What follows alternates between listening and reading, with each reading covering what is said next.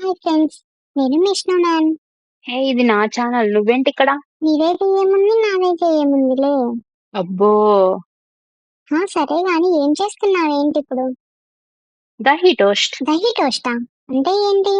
చూడు, నీకే తెలుస్తుంది. సరే చూస్తున్నా, కానీ నువ్వు హాయ్, వెల్కమ్ టు చై బాటిల్స్.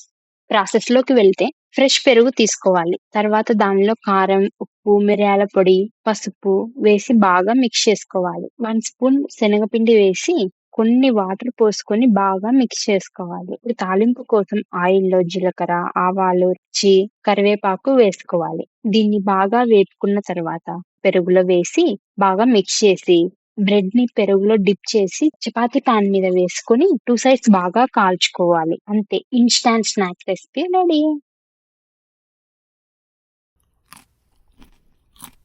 Okay friends, bye.